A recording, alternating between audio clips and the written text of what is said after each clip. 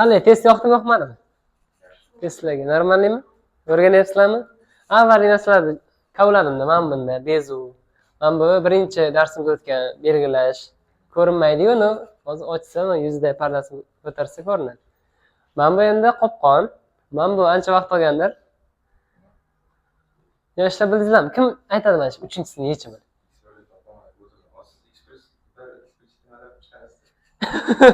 Bunaqa qilmayman. Mana shuni yechim topgandan bor. Nima qilding?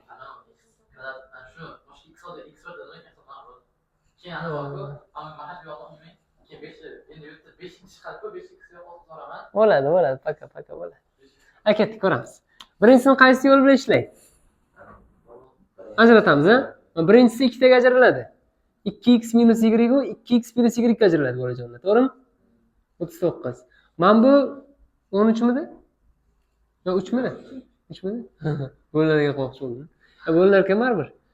3 kara 2x minus y teng ekan 39 ga. Shunda 2x minus y nimaga teng bo'ldi? 13 gami? 39 3 ga bo'ladi. To'g'ri? Endi mana bu pastdagini sherik qilaman. 2x plus y teng 3. Xo'sh, sistema qo'shamanmi? Y yo'q qoladi. 4x teng 16. X nechiga teng? 4. X 4 ga teng bo'lgan topsa ham bo'ladi o'zi. 4 olib qo'ysak. 4 kara 2 8. 3 dan 8 ayirsak?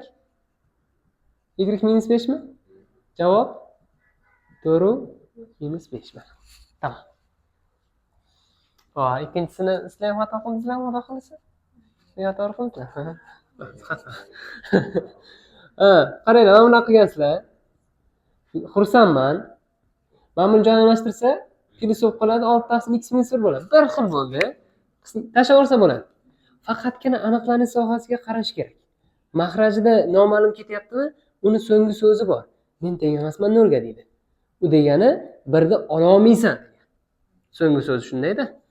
4x men chopish shumi deydi-da. 4x teng 4 oddiygina. X teng 1 chiqdi. Zo'rg'a topdik bittagina yechim. Bunga ham zapret bor, demak. Bo'sh gaplar. Buni ola olmaymiz. Buni gapiga quloq solmasak bo'lmaydi. Tamom. Keyingisida x1 minus 3 taqsim x1 topdi deganmi? Qaranglar. Men bu tenglamaga x1 qo'yaveraman.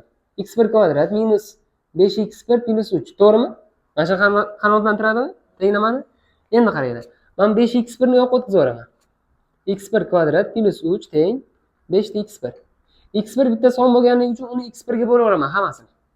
Bo'laversam nima bo'ladi? x1 kvadratni x1 ga bo'lsam. x1 qoladi. 3 taqsim x1 bo'ladi. Bu x1 lar ketsa 5 mi? Bo'ldi, tamom. Javob bering. Mana shunaqa shakl almashtirishlarni o'rgatmoqchi bo'ldim xolos. Xafa emasmisizlar? Ya'ni mana shunaqa qilish mumkinligini bir ko'rdingizlar-da uni. Mana shunaqa qilish mumkin ekan, shakl almashtirish mumkin ekan degan tushunchani oldingizlar. Okay? Yo'li ko'p. Agarda bu usul kelmasa, diskriminant qilasizlar. Diskriminant qilasizlar. 25 minus 4 kara 3. 12, 13 mi?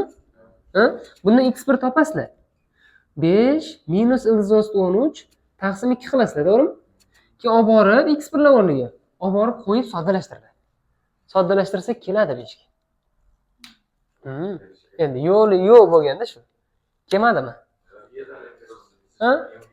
Viet bilan yo'q, Viet uchun ikkinchi ildiz kerak-da. Bizga ikkalasi ham bitta ildizga bog'langan. Savol sizlarga. x2 minus 3 taqsim x2 nimaga teng bo'ladi? 5 ga teng bo'ladi, farqi yo'q. Endi ketdik. Mana buni qanday ishlaymiz? Ikkinchisini ko'rib ko'taramiz. Birinchisini emas. Chunki birinchisini oshirsak 4-darajaga qatnashadi, keyin nima qilishni bilmay qolamiz. Buni oshirib turamiz. Minus 6x plus 9 mi? Hamma biladi, oshirishdi. Ana endi belgilaymiz. Nimani? Ko'rindi bizga. A deb belgilaymiz. A kvadrat minus 3.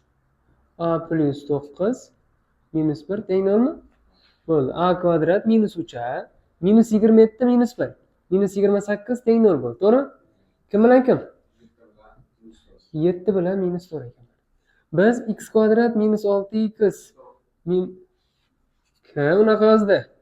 Minus 7 teng 0. X teng 7, x teng minus 1 mi? To'g'ri? Bu yoqda x kvadrat minus 6x plus 4 teng 0. Butun yechimlar degan gap yo'qmi? Nima degan? Nechta? 2 ta ekan-a? ikkita ekan. Chunki mana bu yog'i butun chiqmaydi, irratsional chiqadi. Chunki mana bu 36 dan 16 ni ayirsak 20 ku. Diskret 20 degani undan chiqmaydigan son degan. Tamam. Endi keyingisi. Bu Bezout teoremasidan chiqadi. Bezout teoremasidan chiqadi. Bezout teoremasini qisqacha yozib beraman. Px ko'p xat deydi. X minus a ga qoldiqsiz bo'linsa deydi. U holda deydi. Bezout degan inson aytgan, yaxshi olim bo'lgan, kuchli olim bo'lgan, matematik bo'lganda. Shu aytganman, Px ko'p xat, x ga bog'liq bir ifoda. Mana bu x minus a ko'rinishadi. X minus 2 bizda. A nechiga teng? 2 ga teng, to'g'rimi?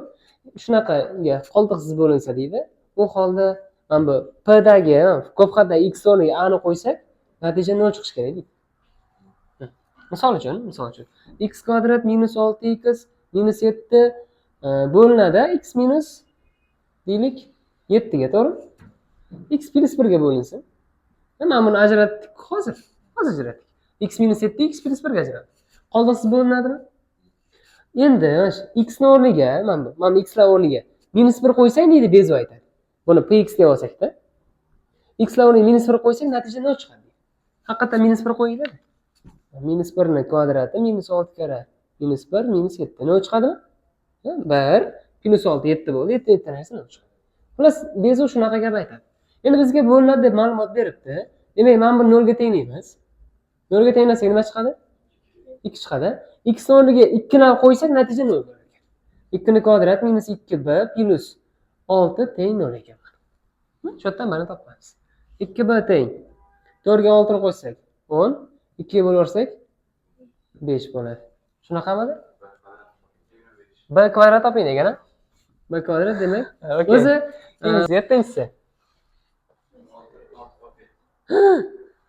6 ni ishlaylik bo'lmasa. Xo'sh, A20 dan A12 narsani nima beradi? 8 tadan. O'tgan yakshanba gaplashib o'tirasizmi? Endi qaranglar. A3 dan A2 ni ayiraman. Yoki xossasini ishlatayapmi yo bitta ayiramanmi ekan? Xossasini bilasizmi? Nima desa bo'ladi shuni? 2 dan A5 desak bo'ladi. 2 ni chiqarsak A5 minus A2 qoladi, to'g'rimi? Mana. 8 tada taqsim A5 dan A2 ni ayirsa. 3 tada 2 kere 3 tada. Dala ketdi. 2 bilan bu ketdi 4. Demak 4 taqsim 3 ekan. O'rgandingizmi? Zo'rmi ekan? Zo'r. Bu IDC kitobdan olingan. Ketdik. Endi bu ikkita nuqta orqali o'tuvchi to'g'risida tengamiz. O'tgan safargi mavzu. O'sha ikki xil variant bor. Shuning uchun variantlarni yozdim. Xohlasangiz ikkala nuqtani ham mana bu tenglikda qanoatlantiradigan qilinglar. Misol uchun ma'nosi nima? Funksiyaga tegishli degani mana bu. 3 ni olib kelib x ga qo'ysak, y 1 chiqishi kerak. Shunaqasi topishingiz kerak. Bunga qo'ysak to'g'ri keladimi? 3 qo'ysak 1 chiqadi-yu. Lekin bunisi to'g'ri kelmay qoladi. 2 qo'ysak nech chiqadi bunda? 0 chiqadi. Nima chiqishi kerak bizga? Minus 3 chiqishi kerak. Bu atmay. Bunisini tekshiramiz. X ga 3 qo'ysak, y nima chiqadi? 1 chiqadimi? Yo'q, u avtomatik xato bo'ldi. S ni tekshiramiz. 3 qo'ysak, 12 dan 11 da ayirsak 1.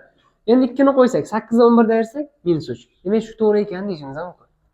Xohlasangiz narigi yo'ldan foydalaningiz. Y teng kx plus b dan. Mana. Bir marta x ga 3 qo'yamiz, y ga 1 qo'yamiz. 3k plus b bo'ladi. Bir marta x ga y ga minus 3, x ga 2 qo'yamiz. Mana bu. Ayiramiz. Ayirsak k nimaga teng bo'ladi? K 4 ga teng bo'lar ekan, to'g'ri? K 4 chiqar ekan. K ni o'rniga 4 qo'ysak, b chiqar ekan minus 11 bo'ladi. Demak, y-imiz 4x minus 11 ekan deb yo'ldan topsangiz mumkin. Endi test yechayotganda sizlarga maqsadingiz test-ku. 30 ta test beradi ertagisizdagi imtihonda. Shu 30 ta testni nimadir qilib ishlashingiz kerak. Mana bu yo'ldan ishlasangiz ham chiqadi, faqat vaqt ketadi. Bu yoqda sizlarda problema bo'ladi, vaqt, hayajon, yana bir nima. O'shani bartaraf qilish yo'llari, variantdan ham foydalanib ko'rish kerak. Kelishdikmi? Ketdik. Keyingisi 8-si. Endi bu 8, 9, 10 sizlarga yoqdi menimcha. Hamma to'g'ri ishlabdi. Shohjahondan tashqari. Like bosmadingmi? Ketdik. F2 ni topamiz jigar. F2 ni topish uchun 2 dan so'rash kerak. 0 dan kattami, kichkinami? Demak, tepadagi funksiyadan. O'zgarmas funksiya ekan. F2 2 chiqadi. F3 top desa, ne chiqardi shu? Bu ham 2 chiqadi. F7 ni top desa-chi? 2 chiqaveradi. Tamam, bizga u kerak emas edi, o'chirib turay. F minus 1 kerak bizga. Qaysidan foydalanaman? Pastdan-da. Minus 1. Okey, shu yerda 2 qilib ketganlar yo'qmish qilib? To'g'ri mana. Endi 2 ga 4 qo'shadigan bo'lsak, 6 chiqargan. Yoqtasizmi menga? Okey, keyingisichi. F 1/2 kerak ekan. Xo'sh, nimani o'rnida 1/2 kelyapti? 2x o'rnida 1/2 kelyapti. Demak, x nechiga teng? 1/4. Demak, x o'rniga 1/4 qo'yaman. 4 kara 1/4 minus 1/3 ko'paytirilgan 8 kara 1/4 plus 1/4. Ozgina kasrlar bilan bitta ishlaysizlar, tamom. Muammosi yo'q. Bu bilan bu ketdi 1mi? 1dan 1/3 ayirsak. 2/3mi? 2/3 ko'paytirilgan bundanchi 2 qoldi.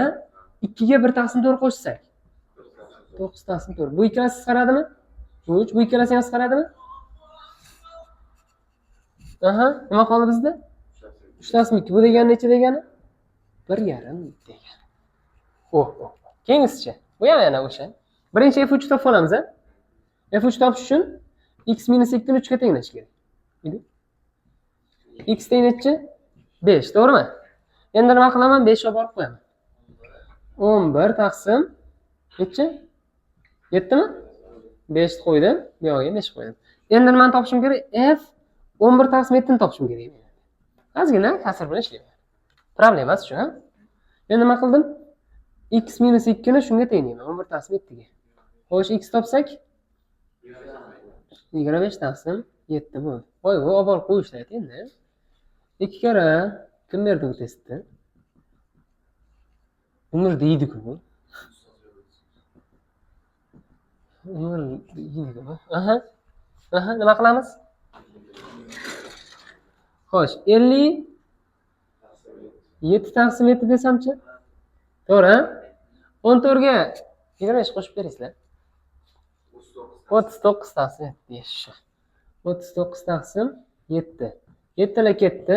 57 taqsim 39 nechaga qisqartirsa bo'ladi? 3 ga qisqartirsak 19 taqsim 13. Bormi shunaqa javob? Okey.